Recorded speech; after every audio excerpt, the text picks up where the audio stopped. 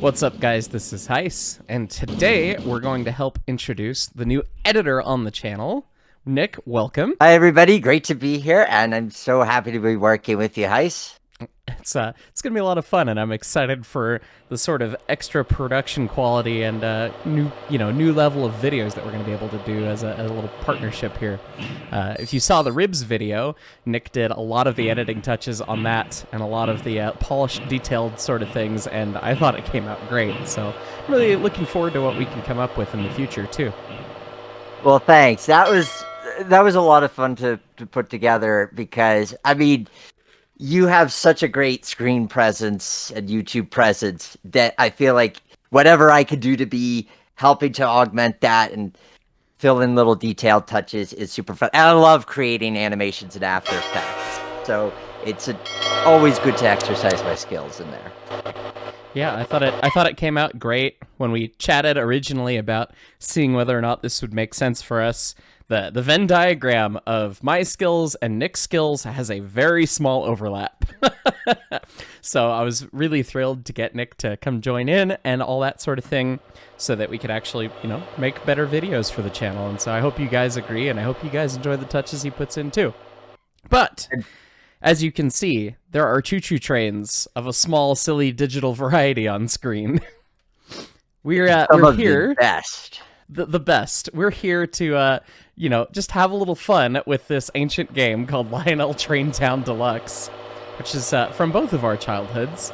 And, we're going to play through a couple scenarios, have some fun, and talk about kind of what we're planning and thinking about for the channel along the way so that you can get to know Nick as well. Oh my gosh, the nostalgia for this game is so real. This was the original TrainTown was the first computer game that I remember getting as a gift for, I think it was Christmas, and I played the living tar out of this thing. And then the deluxe version came along. It was just that much better. I only ever had the deluxe version, but it's early in there for me too. I grew up on Roller Coaster Tycoon. That was my first, but TrainTown was pretty early too. Yes, also a good classic. Also has a train in it, so it does. We stayed true to our brand by making sure our early games were indeed train related. I once tried to beat a scenario just by building trains because that was the park that I wanted to go to when I played Roller Coaster Tycoon, and I could not understand how I did not beat the scenario with just a bunch of miniature railroads. What do you mean they don't like trains? Anyways, what scenario do we want to get into? Oh, geez. Okay, well, let's see. I feel like we should start off with something easy. See, I thought it'd be fun to kind of do a little bit of head-to-head. Obviously, this game wasn't built for competition in mind, which is why you're seeing two different streams of the game at the same time. So let's start off with something caboose washer related. Caboose washing. All right. Let's see. One that I've had in my mind because it's so absolutely ridiculous. Do you remember Cows from Outer Space? That was actually the exact one I was thinking as I was looking through this list. All right, let's fire that one up. And all right, I am ready. Okay, so the way that we're going to do this to try and synchronize it as best as we can is I'm going to do a countdown from 3 to 0, and you'll click the button on 0. You get it? Oh, I got it. 3, 2, 1, 0. Time is counting down. Catch as many of our valiant all right, my countdown's going. I'm waiting for Booyah! cows to appear with my lovely science fiction fiction choo-choo train. Yeah. Yes. Yeah. I'm sure there's historical records somewhere of the Union Pacific having to catch cows from space. This sounds like something the RGS would do. Let's be real. I mean, like if it had would been be the sheep, but yes. Yeah, if it had been the 1880s and cows were falling from space, the RGS would have been there. Yeah. Oh, I'm missing some easy ones here. Dude, this is I am not having a good time trying to catch these cows right now. I'm up to 8. I've got 9 as of just 11. right then.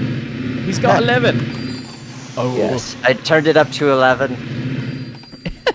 Yeah, I mean, and we could probably try to find some of the maybe more realistic ones to play as well. I love This Victor. is just shenanigans. This is just beautiful shenanigans. Yes. I think what I loved about TrainTown is, so when I first got it, I was about 5. So I had a beginner's knowledge of railroads and how they worked. I knew that catching cows falling from space wasn't typically This is not your normal day on the railroad, yes. No. But it's really interesting how certain things are incorporated, like classification yards with some of the sorting puzzles, and the idea of having to like get steel from a steel mill to be able to lay rails. So there's some interesting injections here and there of reality. Yeah, what's one of my favorite things about the game is it actually feels like people who know what the railroad is really were behind it to some extent, and it's got a lot of those touches in there. You're absolutely right, and it really helps make the game a lot of fun, and it adds that little bit of, I don't know, not necessarily realism, since we're talking about toy trains, but, you know, that little bit of railroad flair, if you will. Well, when Sierra/3D Ultra was an active studio, the makers of the game, because obviously Lionel is just the brand that's applied on top of the game itself. Yes. They had a forum, and I remember that's where my screen name of Trainomania came from. I came up with that when I was 5, and I still like it. With it. I stuck with it, and I still like it. One of the rare things that you decide when you're 5 that doesn't turn out to bite you when you're in your 30s. Hey, Heist came out when I was 8, I think. That's when I came up with that. So yay for us nailing it when we were in the single digits. But they had these forums, and for some reason, you could, when the deluxe version came out with the editors and tools so you could make your own scenarios, the Santa Fe Super Chief, which is kind of the star of the game, didn't have they had the B unit. Like, you could see the B unit in the main menu, and it was in one of the scenarios, but you couldn't place your own B units, nor could you place observation cars. They didn't have observation cars. And I remember asking on the forums, why aren't there B units and why aren't there observation cars? This is important to me as a child. Yes. And I remember somebody from the team responding and saying it would be too hard to explain to the average layperson why you have a locomotive that's not a self-propelled thing. I mean, unless you count the, tiny control stand that you have in a B unit. Mm-hmm. And observation cars, it'd be hard to explain that that's the car that goes at the end of the train. Which, I could see that being a reason, but it was just amusing that they had an actual community. I am up to 113 cows. How are you doing? I'm up to 134. Oh, jeez. I lost that early lead. Oh, God. And here I was hoping that, like, hey, this was my idea. I'm going to have the hometown advantage, the home moon advantage. There have been a couple late-night streams where I've played this game on YouTube within the last maybe 6 months or so. So I have played it somewhat recently. So I might have that little bit of advantage right there. But fair enough. This is so silly. Yeah. I mean, even the details down to the fact that the cows have space helmets? Space helmets of some variety. Because, of course, cows need to breathe oxygen, too. That makes perfect sense. Is there air? You don't know. And that's me done at 149. That's me done at 179, I think. No, 176. Sweet mama That's a Java. new record I've for never me. Seen such bravery. Yeah. If you're up to the challenge, we have more Also for cows me, on the radar. because this is a Incoming! new save. I'm going to be setting a lot of new records for myself. Well, it's fine. All right, so that was my pick, so you're up. Okay. Do we want to move on to Hobo Bouncer, or do we want to move up If you want a further? challenge, hobo bouncer jobs aren't too difficult. we could have a Just look at about the hobo anyone can have bouncers. fun with them. I've picked the job Rush Hour. Oh. And it is very Christmas themed, and we're coming up on Christmas season here. I guess for some of us it started a month and a half ago, but Yes. So I guess same thing on 0. We'll click the next button on Rush Hour and Hobo Bouncer. Sounds good. All right, 3, 2, 1, 0. A trainload of elves has just returned from vacation. They can't make it into the this depot. one. Without them, Santa will never make his Christmas schedule. Better fix the switch and help the elves get back home. This is just Frogger with trains. That's all this is. Yes, it is. And I'm really scared I'm not going to make it on this first attempt. I'm on track 3. I almost got nailed by a tram. It's fine. Oh, I think I can make it before the Super Chief comes around. Got it. The Super Chief's the spicy boy. That's speedy, scary. Yes, very. I'm at the switch. God, you're way ahead of me. Hey, ding. Ding. And Okay. goes. Did not get murdered by the Super Chief on this day. That's good. That is always a good day. That Super Chief was a killer. Done. It really is. You're done already? Okay, well, I think you've handily won. We'll double check times just at the end, just because I think the timer starts when you start moving rather than when the thing works. So. Oh, that's true. But- Yeah, I started moving right away because I wasn't sure if the timer was going to start with me or That not. was a it. little scary. Some of them are count But ups and this some of them are working, count and the downs. elves Yes, are what on was- their what way was to your time? Santa's. 56 You saved seconds. Christmas. Yeah, you beat me handily. I've got 1:09. Yes. Alrighty. Well, we're 1 for 1. That's very fitting. That's And good. yes, the Christmas scenarios were always fun. A certain growing up, I would kind of make it a holiday tradition of like playing through all the Christmas scenarios and lead up to Christmas Day, kind of like an advent calendar. All that fun stuff. Yeah. Let's see what else we got that's good. I'm looking at Grease Monkey now. Codename Semaphore. That's another. I love that game. That Yeah, one. Yeah. that's a classic. How many So- how many trams can you not run into each other? Am I Yes. having a good day or am I having a bad day? We'll see how this goes. All right. 3, 2, 1, 0. Agent Semaphore here. Your assignment: monitor Ready. strategic She's from old interchange. country. No controlling Yes. of trains. Agent No But controlling Semaphore. of trains. Semaphore signal. Yes. All depends on you. This one's Must kind of like get Dad trains saying. It's through. like you have to get the rhythm of it. Yeah, it's very much that's what I love about it is it's just like, okay, what can you send across? Can you time it? This is the rhythm of the tram. I mean, even the music for it. We've obviously, for copyright reasons, gotten muted the music. But we should put a playlist of the music in the description of this video so that folks who want to hear the classic songs can watch us playing. and listen to Those music in the songs are background. absolute earworms. It's definitely, yeah, they will get stuck in your head. Yes. Well, while we try and not run trams into trams, Nick, why don't you tell the folks about some of your background, because you've done quite a few productions yourself, and they're really, really beautiful and well. The cinematography and editing is awesome. So Oh no! Ah! he's binned it. Marvelous, darling. Now that's go me for done. high score. I don't know if I passed the mission per se. But okay. Well, at least now I don't have to split my brain. While you're having the fun completing yours. So, probably what a lot of folks know me for is the YouTube series At the Rail Yard, which I started in 2008. And for those unfamiliar with it, it is a virtual train simulator review series, or virtual railroading review series, where I would review different add-ons, whether they be routes or rolling stock, for different train simulators, largely Microsoft Train Simulator, a bit of Train Z, and some Railworks, which then later became Train Simulator Classic. That was my first deep delve into editing. I obviously lifelong rail fan, and my dad would make these really elaborate home movies of of trains, and also even just kind of family memories.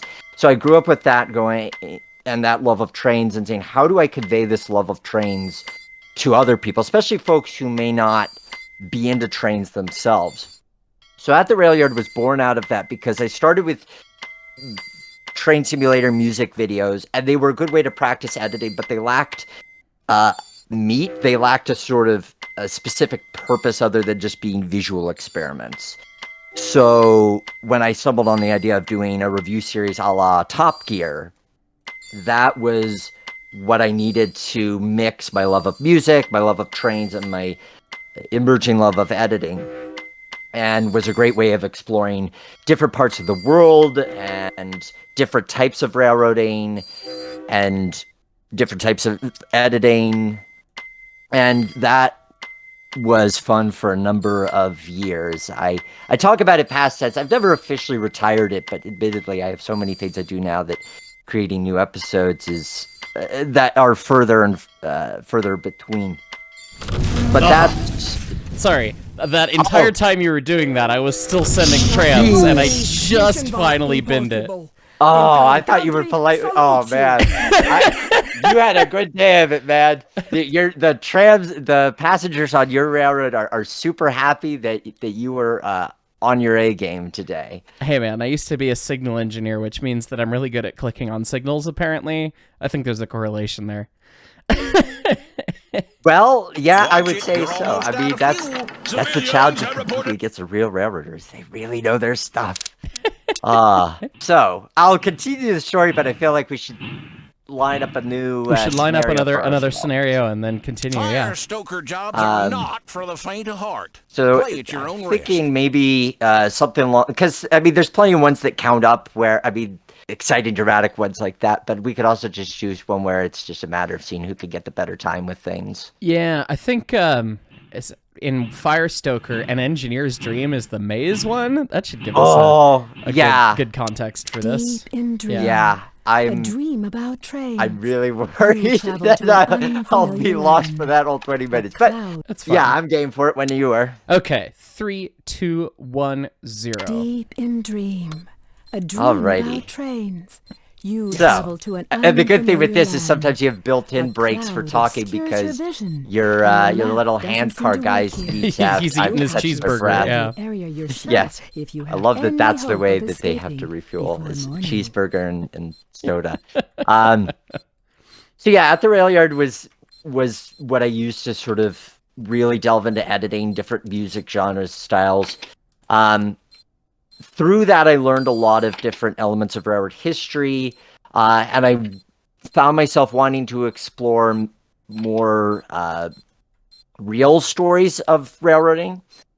And so that led me to create the Roundhouse podcast, which I started in February of 2015. And that focuses on interviewing people from the freight industry, the tourist railroad industry, historians, model railroaders, board game designers, video game designers. That has been an absolute treat to do, and is still something that I love hearing people's stories and getting to learn so much more about why we do what we do from a variety of different perspectives, especially those who maybe wouldn't classify themselves as rail fans, but they've contributed to some way in railroading, like the composer for Thomas the Tank Engine, Mike O'Donnell, where being able and that crossing with my love of music was tremendously fun. You did an interview with Mike O'Donnell? Yes. How yeah. have I missed that one? I'm gonna have to go check out that episode because that was such a great conversation. I really loved talking with him.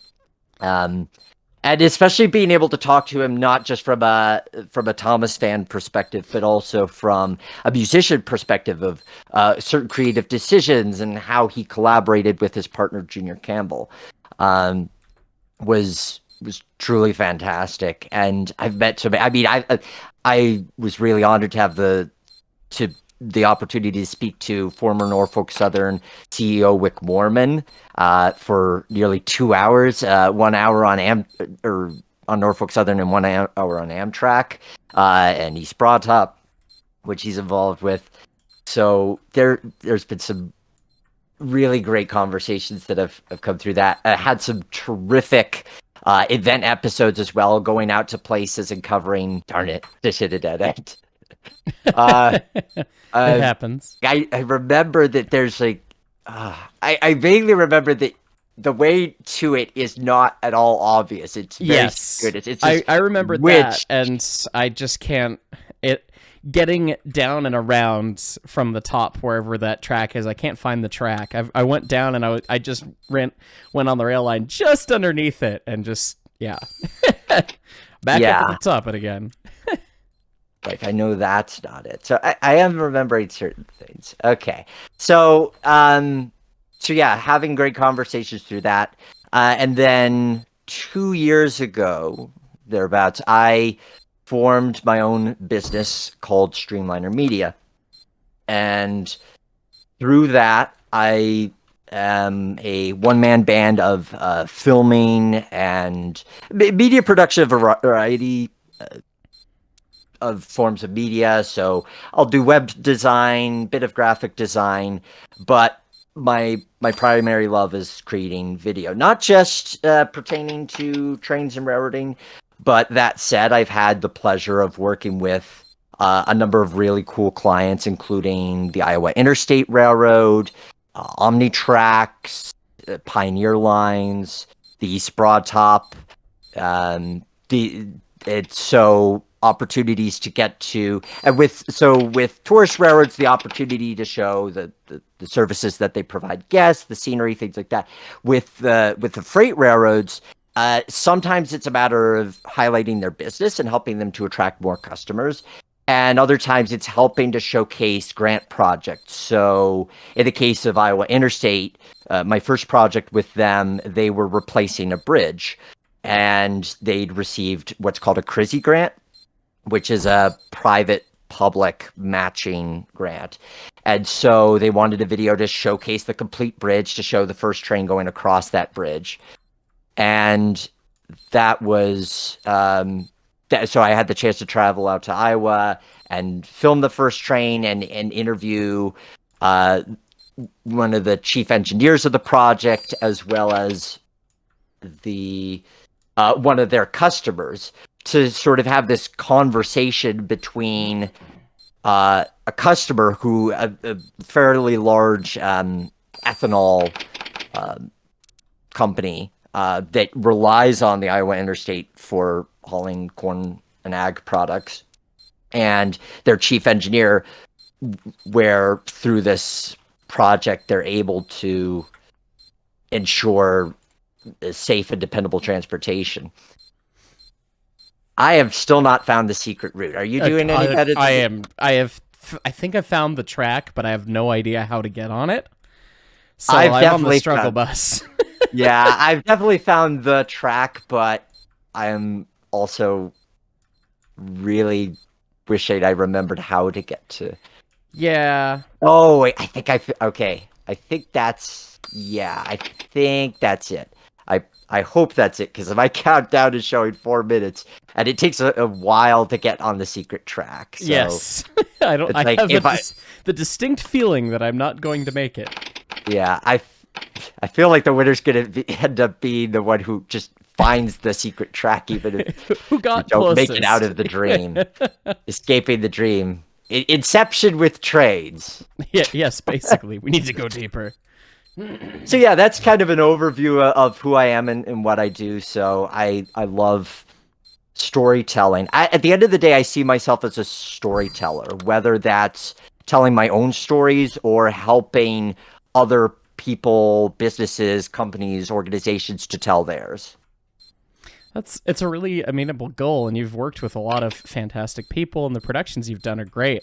I mean, when we talked originally, it's like Nick and I have been friends tangentially, not super close friends, but aware of each other for a long time.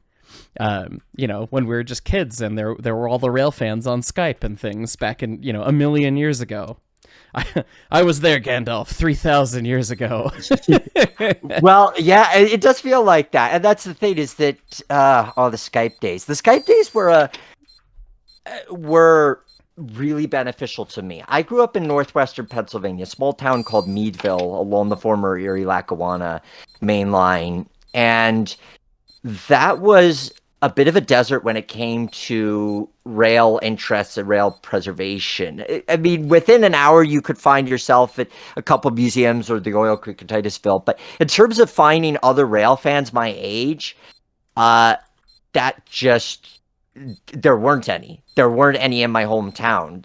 So I got very used to meeting rail fans that were thrice my age.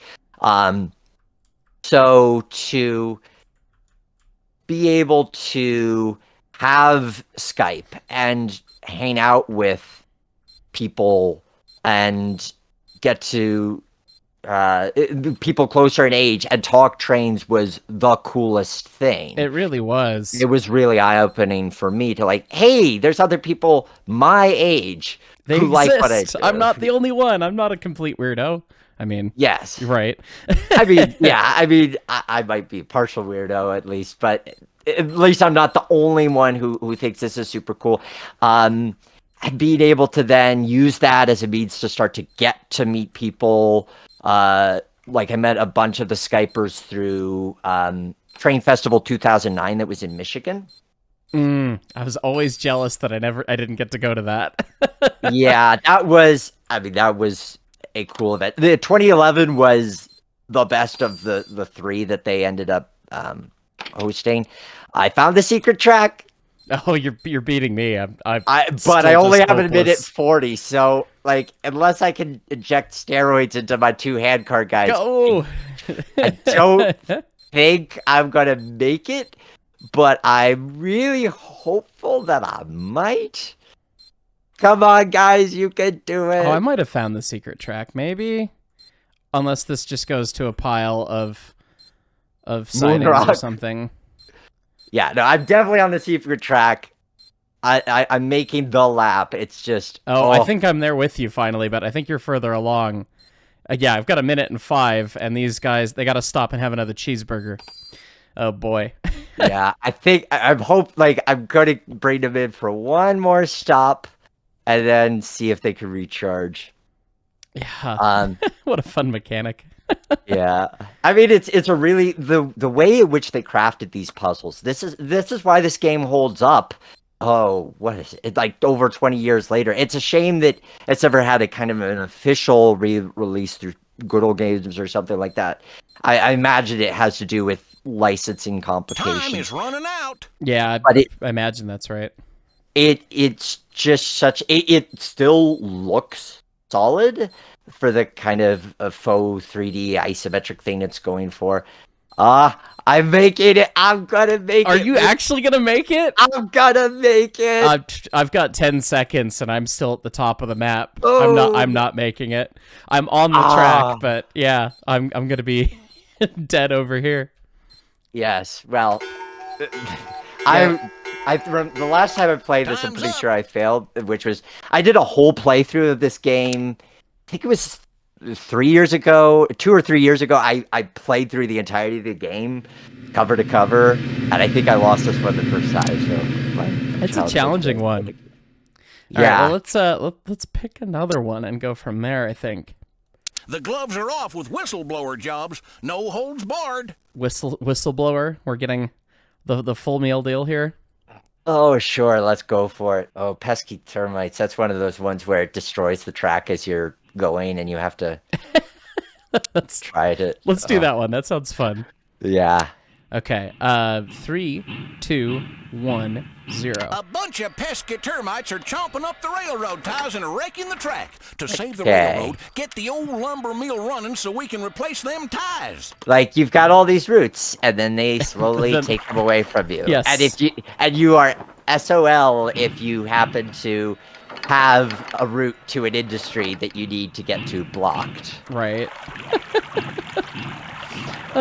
So back to the conversation about the Those Skype termites days. just ate some I trash. Yep. mean, it was great for me too, because I had a really similar experience where, despite being in Seattle, where there was lots of more people at least, I didn't really have anyone my age again that was a train person. And ever since my granddad passed away when I was like 10, I didn't really have anyone to talk trains about or anything like that. So getting that online community was kind of Those wonderful. termites just ate some trash. And that's been one of the best things about doing the YouTube and like running my Discord and everything is that like the community aspect and seeing all the comments and getting to hang out with everyone in Discord and everything these days is really uplifting. And I'm seeing, you know, some people have it a community that they haven't had before, much like I did when I was younger. And I don't know, it's just a really wonderful feeling. Just ate some trash. I think one of the things that's great about the community that you're developing here is the way in which it melds trains and meme culture. That's also very true. Because I think that, you know, starting a bit with my generation of millennials, but really coming into Gen Z and beyond is how much memes are in and of themselves means of communication. I am learning so much through watching.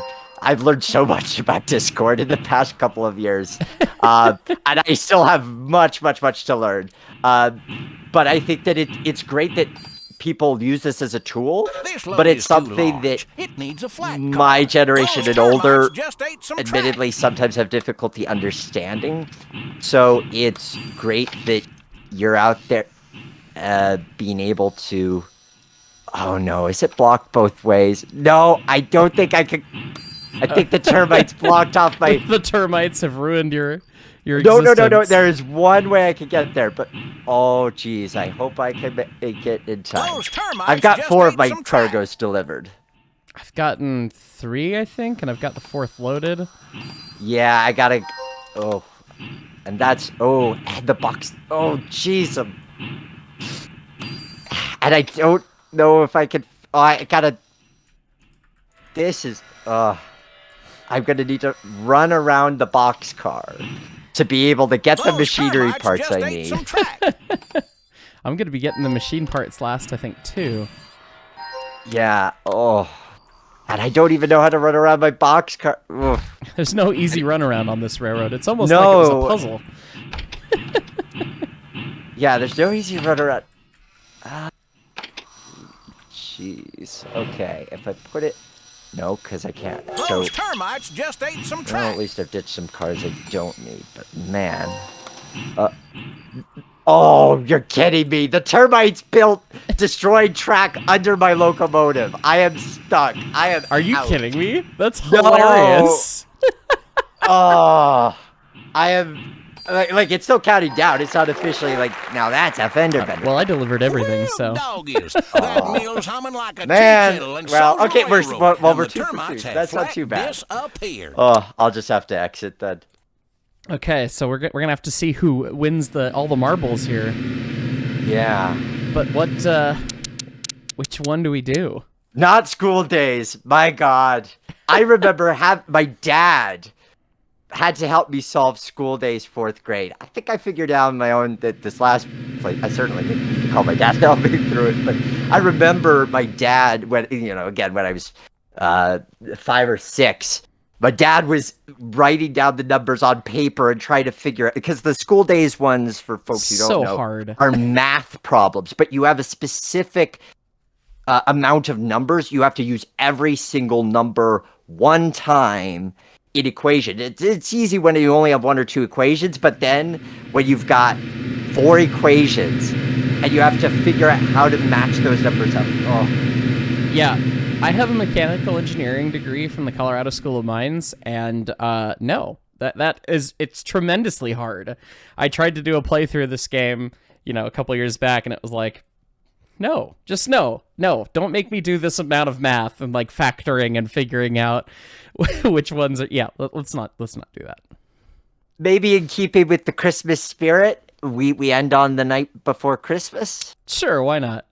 It's a more straightforward one, but it's a good race to the finish kind of thing. I support that. Alrighty. 3, 2, 1, 0. Uh-oh. And it has our beloved friend, the Super Chief. And right out of the gate, we gotta get running because we got this snowdrift to clear. Avalanche! Here comes the passenger liner. And then as soon as you clear it, you gotta get back in the hole. Yeah. And get back in the hole, and then you gotta ditch the snowplow because then it just becomes in the way. This is such a fun one. A boxcar Yep. would be better for Oh this man, load. and on red too for the season. Indeed. Yeah. Polar yeah, Express. Well, are we legally allowed to say Here that? comes the I don't passenger know. liner. I mean, We'll see. no, wait. You guys at Colorado, like you're officially doing Polar Expresses. We are doing the actual Polar Express train ride. Okay, yes. so you're a representative of CRM, so we're good. We can refer to it as we can Polar. actually talk about Polar Express. Yes, good. Oh man, yeah, it's so great that there's the internet. In my opinion, has been. I mean, yes, you do see the negatives of it, but I think overwhelmingly, it's been such a Here positive comes the passenger development for rail fandom. I agree. I really do. I mean, it's been really delightful and a lot of fun to run in the Discord, the channel, and everything, and help the next generation a little bit. Yep. So I think it's great that we're seeing more of that coming into play as time goes on, and the thing in particular that I'm really excited about our collaboration is that I like how you're balancing the ability to create videos that are addressing rail fans and speaking to rail fans, but also ones that demystify some of these things that in some cases aren't mysteries to rail fans, but are mysteries to the general public. And in other cases, things that we all can learn from a seasoned expert. And also admitting where you yourself were learning, like where you were following the track crew along with things. Yeah, I mean, for me, that's, I think, the most fun and rewarding thing about the channel is getting to do that and do that demystification, because it really does feel like in the industry of railroading, not just preservation and steam railroading, but also, railroading in general, it feels like there is sort of a gatekeeping mentality with a lot of people where they're trying to hold that knowledge and keep it from people unless you prove that you're worthy or whatever. And I am far from an expert. I am far from one of the, steam gods or the people that you look up to in preservation or railroading or anything. And I only have a limited amount of experience, but, the experience I do have, I want to share with people and help make it more approachable and get more people interested in this sort of thing, because at the end of the day, we need more people to carry the torch, and we need more people to help make sure these things stick around if we want to see it stick around, So I'm just happy to be able to share what I can and do it in that storytelling manner that you were talking about. That's the most important thing, and that's how you get people to actually pay attention on YouTube, is make sure that there's a good story, whether it's, a simple thing about cab curtains or something more in-depth about how you fire the steam locomotive completely or stuff like that. So it's been really rewarding and fun, and I'm very excited to see what we can come up with together on that aspect. So. And you're so right about the gatekeeping. I think that there's sometimes a fear to be able to acknowledge when we actually don't know a thing. Here comes the passenger liner. And that can be tough to overcome. So I think that sometimes we get annoyed with folks we see online who are trying to pretend that they have the answers when they don't. But I think my opinion is that the underlying thing is that we're in this culture that prides itself on the knowledge economy of I know the thing. And so if you don't know the thing, then you feel like you're left out. And I think it'd be so much healthier if we're working to create communication that's acknowledging when we do and don't know the thing, and is open to saying, hey, I don't know this, and it's okay that I don't know this. So that more questions are asked. I think it benefits us from a knowledge perspective, safety perspective, a whole host of benefits. Agreed. Absolutely agreed. I'm doing okay. How are you making out? I am not doing super brilliantly. Here I comes need the passenger to. liner. I'm having quite the switching puzzle right now. I've only got a couple more loads to deliver, but it's being a little challenging. Yeah, have you picked up the reindeer yet? I have not picked up the reindeer yet. I need to drop off the reindeer food still. But the super chief keeps showing up, and it's very inconvenient. How dare you, inconvenient super chief? How dare the Inconvenient passenger super train chief. being here?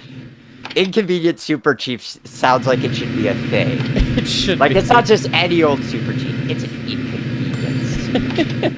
Here So, comes the speaking passenger of the liner. super chief, I learned a hilarious thing from my buddy and boss Jeff at the museum about the super chief that I had never, A new I load couldn't is hardly available. believe it, how insane it is.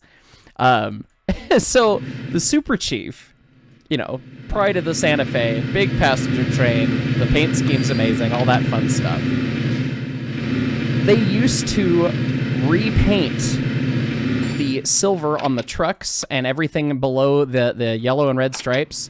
They would repaint that every single time the train got to the terminus comes the at Los passenger Angeles liner. or at Chicago at the other end. Every single time they would repaint the entire train. Because the grime would, I mean, you would just totally lose any semblance of color in the, just because of that, right? Because of the road grime and everything. We had to deal with it at BNSF, where the big GE locomotives also had, you know, the silver trucks. And so we would have to have the guys, like, hand wash the trucks to make the trucks actually look okay. And so the fact that the super chief, they actually just repainted it every time. Here At comes every the trip. passenger It's liner. like, what kind of insanity is this? Who cares that much? I guess when it's your brand, well, there you go. But Yeah, well, it's such a different era when you think about how railroads advertised. You think about how they would advertise passenger services on boxcars. Done. oh god, I'm nowhere near done. Well, this is my chance to sit back and relax in victory as opposed to defeat with the Indeed. crabs. Oh no! What? No! Why'd you? No! The avalanche! No! I can't. Oh, did Oh! you get- Passenger I liner. got surprised, avalanched, and my snowplow is stuck on the other side, and I can't get anything to it, and the super no. chief is gonna wreck. Oh, yeah. I had it. I remembered that, so I staged my plow just in case I would need it that second time. I was switching with both the SW and the steam engine, so there goes the super chief. Dunk. It's amazing what the mind can store as far a as vendor it's bender. been how many? I mean, it's been 3 years since I did my last playthrough, but it's not like I played it through religiously between that and whenever I would have last touched it. And yet, certain things, it's like, oh yeah, there's going to be a second avalanche.